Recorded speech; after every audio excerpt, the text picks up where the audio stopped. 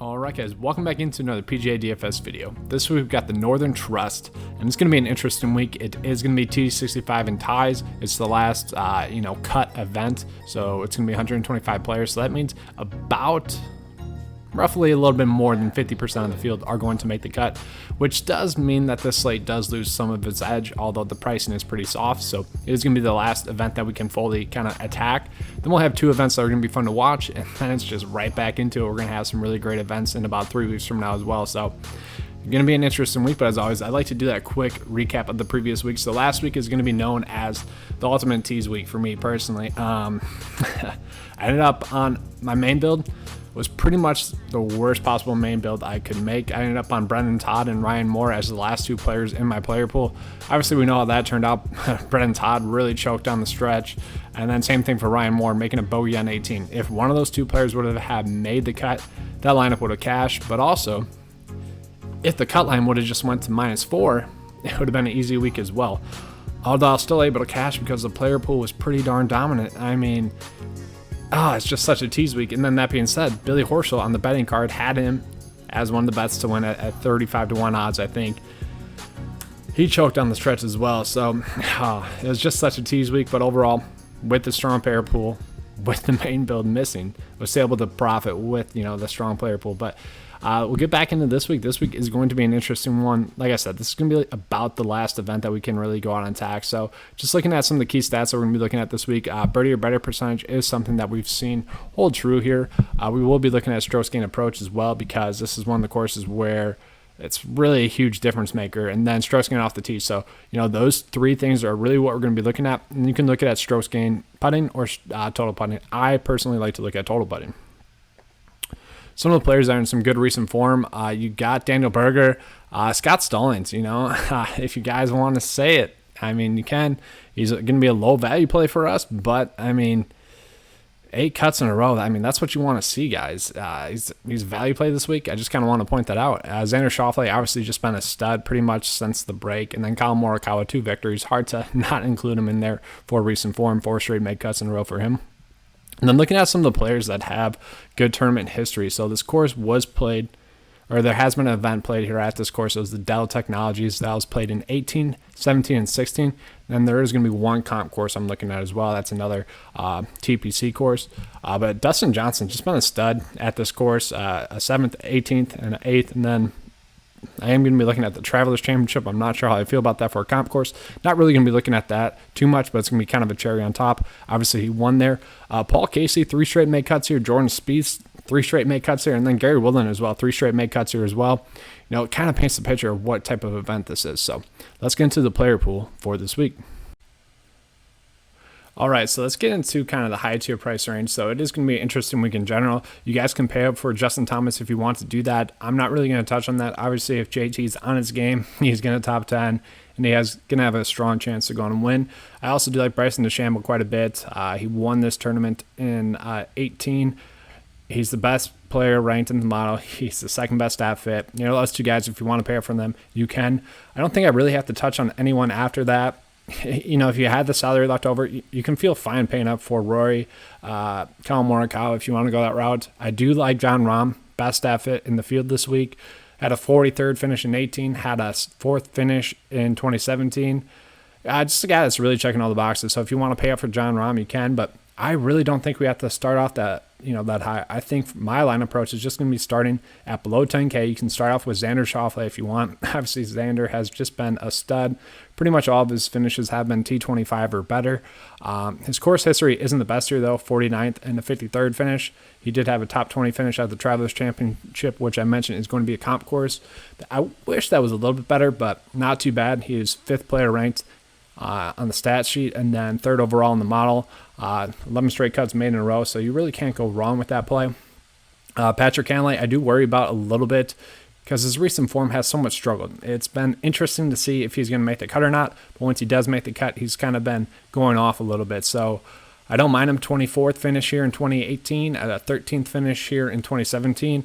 Top 7 stat fit, really kind of just checking all the boxes for what you want to see. So the 3 main stats I'm going to be looking at are going to be strokes gain off the tee, strokes gain approach, and birdie or better percentage.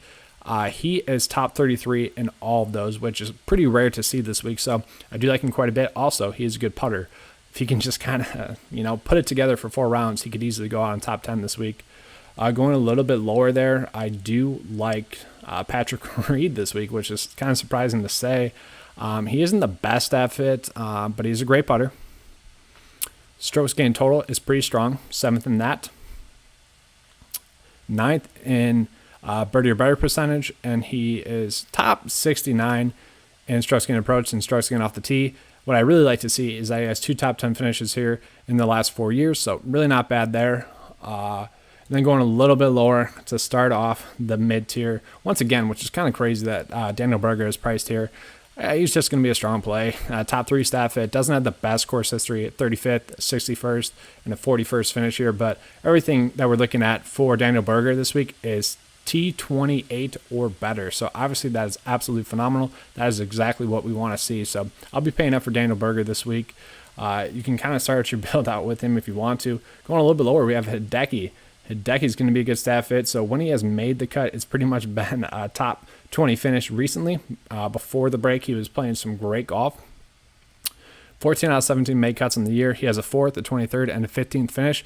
And I think that's mostly just because you look at what he's done, strokes gained off the tee, 35 in that, 5th in strokes gained approach, and 19th in birdie or better percentage. Obviously, we know with Hideki, it's either going to be, is he making putts or is he not making putts? He's a horrible putter. If he can drop some putts, he's going to have a great week. And I think that he is trending in the right direction. So I do like Hideki this week. Paul Casey and Adam Scott are going to be great plays for you. I don't mind those plays at all. If you want to go with them, you can. I do want to point out Victor Hovland here as well. Hovland's going to be an interesting play. Doesn't have any comp course history here. Did finish 11th at the Travelers Championship. Really strong in everything that we're looking at except for strokes gained total, where he ranks 100th. Everything else is going to be 28th or better for the stats that we're looking at. He's a top 15 stat fit. Just a strong play at this price point for someone that we can project to make the cut and potentially have a top 20 finish. So I also do like Terrell Hatton as a play this week. Some of you guys might dislike me for that, but he had a 12th finish here at this course in 2018. His lowest stat that we're looking at is going to be strokes gained off the tee, where he ranks 89th in that, but everything else is going to be 29th or better. He is 1st in strokes gained total. He is 4th in strokes gained approach and 3rd in birdie or better percentage. Yes, he choked away kind of the PGA Championship where he was -1 going into the back 9 and ended up missing the cut. But we get him at a nice price point once again. So good stat fit, guy that has played well at this course before. I kind of expect him to bounce back, and this price point is just a little bit too cheap for me to pass up. So I do like him. Going a little bit lower now as well, dipping into the low tier. We got Billy Horschel, who has been playing some great golf, but he has 3 straight missed cuts here. He does rank out as a top 20 stat fit, but those 3 missed cuts kind of worry me. We got Gary Woodland, who Gary Woodland has not been in great recent form, but he does get a course that has fit his game with a 24th, 18th, and 15th finish. He still has been making the cuts, so 4 straight make cuts in a row, only 2 missed cuts on the year. 11th overall stat fit. That's pretty solid. So I don't mind Gary Woodland at that price point, but there's going to be some better options a little bit lower, and I'll touch on one of them. It's going to be Abraham Answer. Only 2 missed cuts on the year. I really don't get this price point for Abraham Answer. 7th finish here in 2018, 11th at the Travelers Championship, which once again, that's going to be a slight comp course. I'm looking at kind of just a bonus cherry on top. He is the top 15 stat fit, ranks top 10 in my model this week. Everything is going to be T66 or better, with birdie or better percentage being that 66th. Everything else is going to be pretty much around T32 or better stat-wise. So I don't want to say Answer is going to be a lock, but at that price point, he is very appealing to me this week. I think DraftKings kind of just messed up there. I just don't get that price point. We did see Sanjay M kind of splash some upside recently. T9 finish there. I kind of thought it would be a get right spot for him, and it was. Now he is a top 15 stat fit.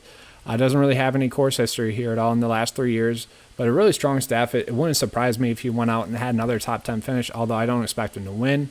Going lower, Harris English. Come on, DK. Give him a price point boost. He finally did not have a top 20 finish, but he finished T23 last week. Honestly, if he had just went like -4, my main build that I touched on would have cashed. So a lot of things just broke the wrong way for me last week to really have a dominant week. But getting back to the point, we got Harris English here. 41st finish in his one and only start here in the last 4 years. You know, that's a made cut. All the stats we're looking at are going to be, you know, T73 or better. He's the top 10 staff fit. Just at that price point, I really like him. You know, if you want to go with Answer and Harris English to start out your builds and figure it out from there, I am perfectly fine with that. That is going to be a good route to go. We do have Doc Redman, great staff fit. I do like him as well. He sets up really well for a course like this. And then we also have Harold Varner also sets up really well for this course. I think both those guys are going to be great GPP plays. I'm not exactly sure we can play them in cash. Varner is a top 20 staff fit. He made the cut here in 17 and 16 with a 47th and 33rd finish. Don't mind him as a play at that price point. Obviously, we've seen him be really hit or miss, and you know that's kind of what you want when you're starting to go a little bit lower. I'm not sure we can play him in cash. Adam Hadwin has just been a cut maker this year. If you guys want to play up for him, you can definitely do that. That's kind of going to be it for the low tier range. Obviously, there's other players I'm going to be on. But if you guys want to see those, definitely head over to the 9to5 Sports page. Now getting to the value tier. The value tier was absolutely dominant last week for 9to5. Denny McCarthy, Mark Hubbard really anchored kind of a strong value tier last week. And we have a decent one this week as well. Corey Connors did miss a cut. He's a decent staff fit, top 30. I don't mind that. Brendan Steele, I think, is going to be kind of a low-owned sneaky play. Been looking pretty solid recently, actually. He had a miscut at this tournament in 2018, but made it in 2017 and 2016. Not great finishes, but he is a top 25 staff fit. I don't mind him at this price point. I think we can find some better value, a little bit lower, though. Talking about better value, I think Kevin Strimmel's going to be a better value as well. Been making some cuts. He's a guy that, you know, always is a strong ball striker. That's never going to change with him, really. But his putting has been a lot better this year, which is pretty surprising to me. Missed cut at this course in 2018. Made it in 17 and 16. Not a bad play at his price point, but there's still going to be slightly better values, a little bit lower. You can go back to the well with Mark Hubbard or Henrik Norlander if you want to. I think those guys are going to both be fine plays. We've seen them both kind of splash some upside recently. Perfectly fine with that. Going lower, though, we got Scott Stallings here, who Stallings is not a great stat fit this week. He actually ranks below 50% in the field this week, finally. But he's made 8 straight cuts in a row. He also had a 49th finish here in 2018. He had a 6th finish at that Travelers Championship, which, like I said, cherry on top event for us. I don't mind him. I don't love it, but, you know, he's just been a cut maker, and a guy that's making cuts is something that you want to see, especially for a value play. Going lower, there is one kind of GPP play that I want to touch on. That's going to be Cameron Davis, okay? He has splashed some upside here, so, you know, 2 of his last 3 starts have been, you know, top 15 finishes, which is what you want to see. He's a pretty decent staff fit as well. Ranks top 50, you know, not bad. You know, the 3 core stats that I touched on earlier, he ranks T64 or better in those, which not bad for a play this low. And then after him, you know, you're really kind of digging for stuff. You guys want to go back to the well with Nick Taylor, you can.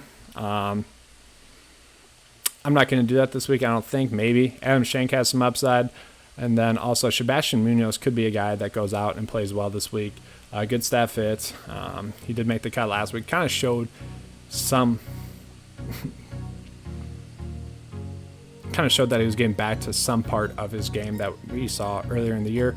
But it's going to be a pretty interesting week. I don't think we have to do doesn't dodge. I think fair and balanced is going to be the way to go. It's going to be a high week of 6 for 6 lineups. You know, probably going to be around 20 to 30% on DraftKings this week. So you really have to kind of get interesting, maybe a little bit risky. Not going to be a strong cash week, but you can definitely attack this week in GPPs. That's all I have for you guys this week. If you enjoyed the video, as always, please give me a like and subscribe. I always do appreciate that. If you guys are interested in joining 9to5 Nation, it is the best value in PGA DFS out there. Like I said, $10 a month really gives you the tools to succeed. It's winning made easy, so definitely check that out. All right, we're out, and as always, let's keep cashing. Thanks, guys.